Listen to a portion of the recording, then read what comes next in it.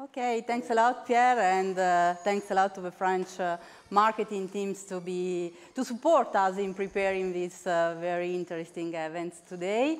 And now I'm pleased to welcome on stage two stars of the international luxury world, Salvatore Ferragamo and Valentino, two leaders that represent the present, the past, able to innovate in this world, reach new target, new generation, but maintaining the heritage, their roots, very dedicated.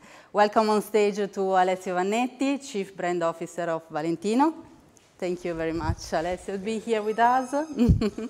And Teodora Sevastakieva, thanks a lot, former CEO of Ferragamo Parfumes. Thanks a lot both to be here with you and to tell us more about your successful stories during this year.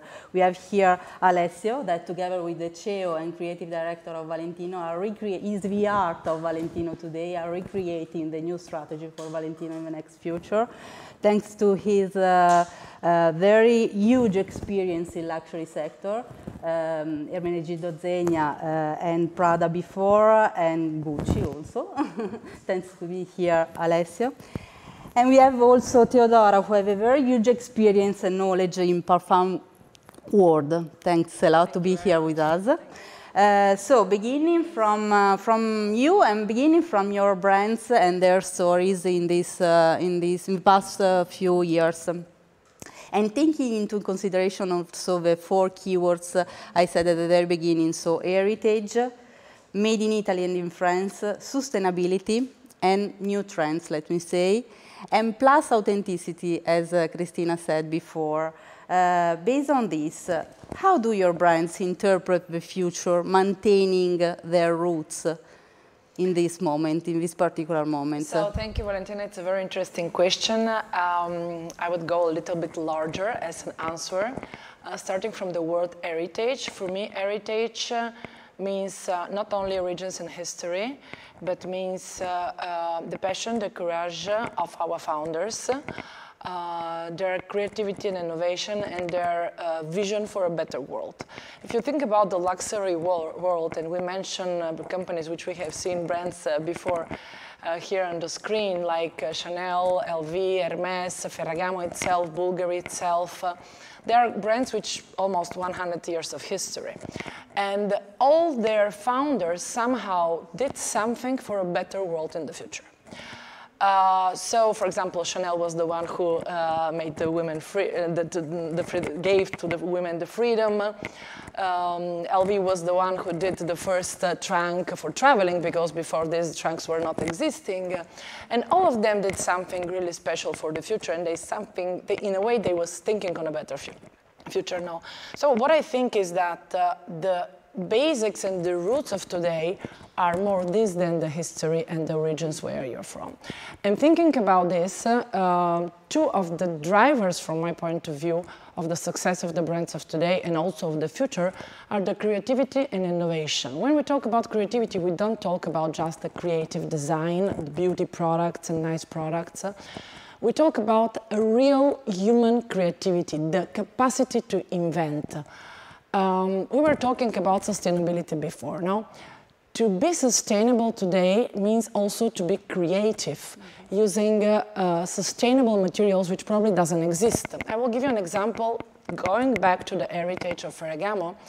Ferragamo in the 40s, when the leather sole was not existing in the market because of the Second World War, he created a wedge with a cork. So this was really an outstanding creative way of thinking, which today is super relevant because we're talking about sustainable materials. And not only talking about creativity, we think about different way of distribute, different way of produce, different way to engage with people, and different way also to live with the people in our company community. And this is for me the creativity. And the community word is a key word for me also for the trend in the future. Innovation, we talk about technology today, but innovation, again, it's everything. It's really the forward thinking for a better world in a pragmatic and concrete way. And also there I can go back to the heritage, and Ferragamo was studying the anatomy and the distribution of the body weight on the foot. So he invented this, let's say, support for the high heel of a woman that she would feeling balanced. So this is the well-being he was putting in his thoughts, in his creations, in his way of thinking in an innovative way. So for me, staying faithful to all these elements which were the drivers and are still the drivers for the future is very important. And it really, going back to the authenticity, it really gives you the authenticity because this is what you are, right? And if you're faithful to that and you continue to go into that direction, respecting this kind of researches or creativity or innovation you are doing, you are going to be appreciated and you are going to have a reputed brand like a real authentic brand. So for me, these are two very important drivers, and why they're relevant for the generation, because I don't even mention the word sustainability like a separated argument not to talk about, because the new generation, they are sensitive about the human well-being, generally speaking. They want to be part of a community, they want to be embraced, they want to contribute personally to a better future. And this is, for me, a word which is culture. So we need to think about that the way the companies are behaving is a way that they're spreading a typology of culture which the new generation has to feel their culture. They need to really feel at home. It's like a family embracement, no? And talking about community, then we go even forward, because every single consumer then is starting to be an active part of your community, and it's starting really to give you an added value with their ideas, with their creativity, with their way of seeing things. And the challenge, but also the opportunity every one of us has as a brand, even if I'm already a former GM, Ferragamo, is the capacity to accept the interaction with the consumer. Putting them at the center and thinking of them like a market of one. So this is more or less it's absolutely interesting, and it's the same we do here in our job every day. Putting the consumer at the very center of everything, it's important. Thank you. Thanks a lot, Teodora. Thank you. What about Valentino? Thanks. I mean, for us, the word heritage is always very interesting. I think that compared with others, our brand is extremely young. Mm-hmm. I mean, our founder is still alive, and we are living in a very peculiar situation, a very unique situation, because Pierpaolo Piccioli, our creative director, he's with Valentino since ever, basically, and it's been creative director alongside with Maria Grazia Chiuri, and then alone for years. So, I mean, the DNA and the heritage is part of himself. And in this sense, the idea of heritage is something that is relevant for us, but in the way Pierpaolo is approaching the nowadays, the contemporary, alongside, obviously, with Jacopo Venturini, our CEO. Valentino is a story of love in a way or in another, because, I mean, even Jacopo is at his third time in Valentino. He started his career in Valentino, then he left, then he came back, and now he came back as a CEO. So there is this kind of love affair and energies in the brand, which is very intriguing and very interesting in the way we are, let's say, making the heritage not even relevant for the nowadays, but relevant for the day after tomorrow. There is this word that Pierpaolo introduced even right before the beginning of the pandemic, that was something that he shared with the press on March 1st, 2020. And by chance, it was my first day at Valentino, but and I was one of the guests of the fashion show in Paris, and he shared with press the fact that he felt the urgency of resignifying Valentino. Resignifying a brand, from his perspective, means to give a new meaning to something that is coming from the archive exactly as it was, without pretending to make the outstanding outfits or print of Mr. Valentino, or what he designed, or one of his iconic coats, because he designed the stud, which is one of the iconic coats of Valentino 11 years ago. And the stud is still part of his own vocabulary and lexicon. The way he's updating is not updating, is simply giving a new perspective on what is coming from the archive. And in this sense, the resignification process is going through Marisa Berenson, that was one of the muses of Mr. Valentino in 1968, and Zendaya, that is our face of the brand since last year. In 1968, Mr. Valentino Garavani released one of his most famous collections, the White Collection. 1968 was also a year of revolution. It was a very controversial year where people were standing for values, precise values. And Marisa Berenson was one of those women. And Zendaya is in 2020, but even before, is a woman of her era.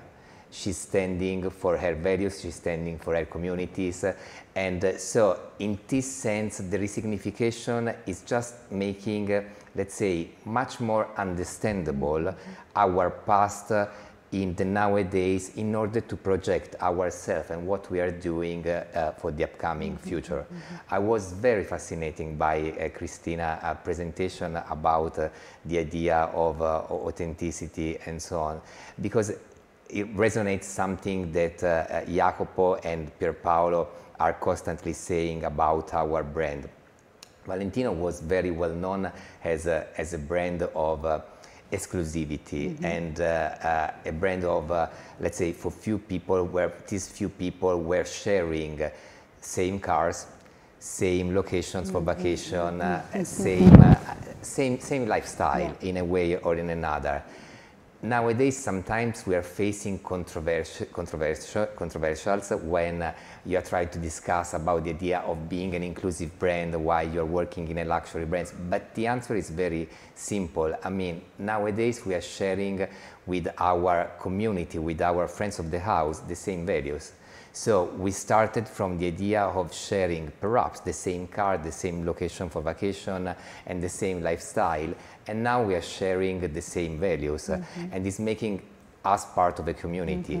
And this community is not made by clients or consumers only. I mean, we are also trying not to use internally this word anymore, because I mean, we are considering client also our fan, that perhaps are not even buying our products yet, but I mean, they are engaging with us even before the purchase. And talking about the strategy, if we can speak about the strategy, recently both Jacopo and Pierpaolo spoke about this idea of being colleague-centric even before client-centric, because if you start to consider that your colleague and the person next to you could be your client or could be simply your colleague, the approach and the engagement that you are going to have with this person is slightly different. I think that we are no longer in a transactional mode. I mean, the way we are engaging with our community is based in creating more entertainment. And that's, I think, has been drastically increased during the pandemic. If I think about what we did, we have produced concerts during the pandemic. We have produced performances of Alicia Keys on our Instagram account, book reading by Rupi Kaur. And we have produced also something related to the ethics, because from our perspective, sustainability is going alongside with the idea of ethics. It's ethics and sustainability. And for instance, during the pandemic, we have produced a campaign which is called Empathy, where Pierpaolo invited 14 different celebrities all around the world to shoot by herself, like a selfie, a campaign for Valentino, and instead of being paying, we have donated 1 million of euros to the Spallanzani Hospital in Rome for the COVID. We are still working with, let's say, we are still part of the fight against COVID-19, and recently we have released a hoodie, a vaccinated hoodie using our V logo and written vaccinated, and the entire turnover has been donated to and will be donated to the COVAX, the entity within the United Nations that is buying vaccines for countries where where governments cannot afford vaccines. And in this sense, I tend to agree with Cristina and what she said, because the minute that you stand for something that is a company value, you immediately face some reactions. And some reactions could be also very strong, but at the same time, you decided to stand for that values. They are part of your organizations. These values are permeating the entire organization. First of all, in-house, because as I told you, the idea is being colleague-centric before being client-centric. Thanks a lot, Alessio. You're very welcome. And now, second question, and in part you have already answered to this one.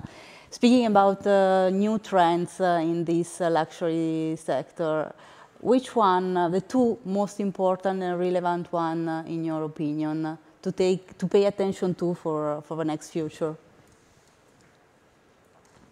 I think that, partially I already answered to this. I think what Alessio was just saying can be like summarized like a strong purpose. No?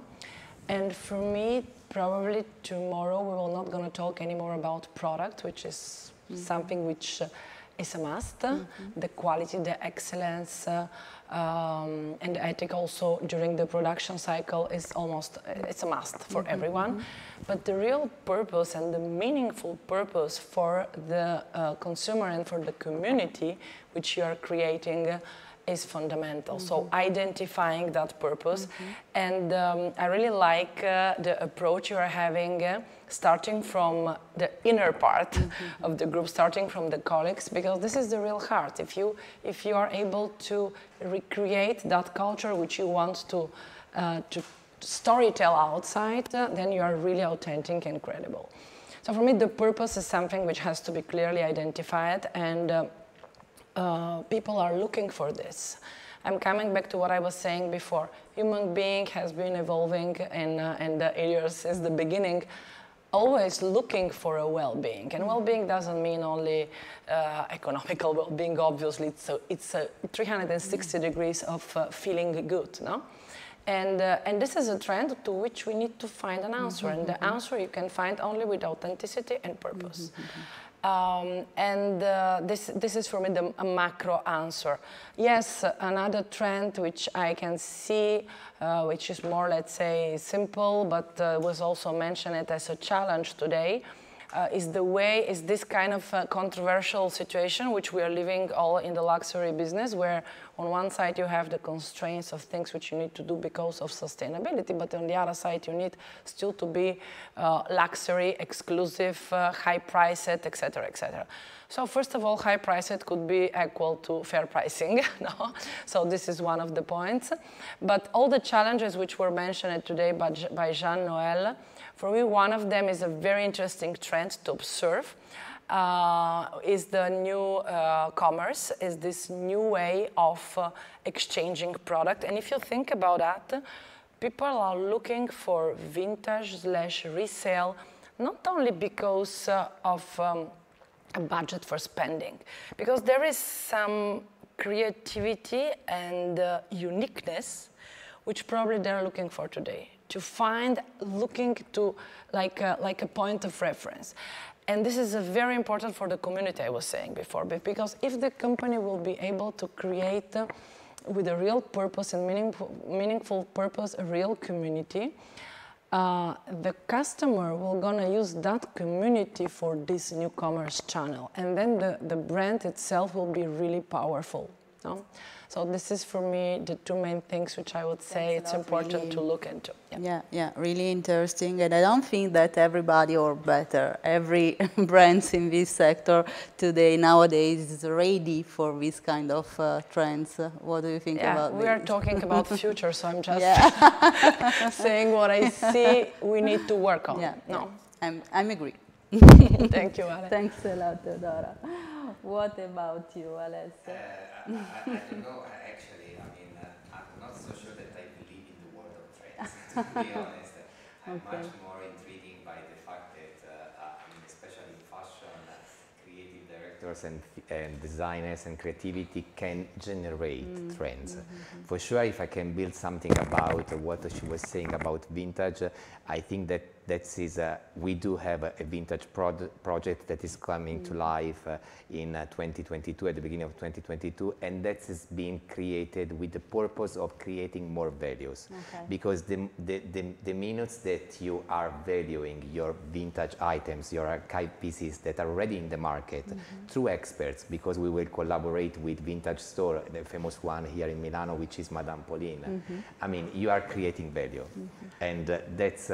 But on the other hand, I still believe that fashion is so beautiful and powerful because it's totally unpredictable. And trends are always created by creative minds in a very unexpected way. Thanks a lot, Alessio. Thanks. You're really welcome. Thank really you. a lot, both of you, to be here with us and to share, to have shared with us your successful stories and your point of view. Thank you. Thanks a lot to everybody. Thanks a lot to everybody to be here with us. We collected a lot of interesting points, and coming back to 4, let me say, +1 keywords of today, I think that we are more ready to answer to the main question of this event today, that was that French and Italian luxury brands will continue to shine around the world for a very, very long time. And we are here to support you in this. We have a very huge experience in the luxury sector, and we have a very huge experience also in creating and in supporting, in defining the new strategy and defining better the purpose of our clients. So we are glad to answer to your needs in the next future. But let me thanks a lot our guest of today, Stefania, Alessio, Teodora, Cristina, to be here with us, and a special thanks to Carlotta for supporting me in the last 3 months in creating all these interesting events. Thanks a lot to everybody. Thank you. Merci. Grazie. And see you next time.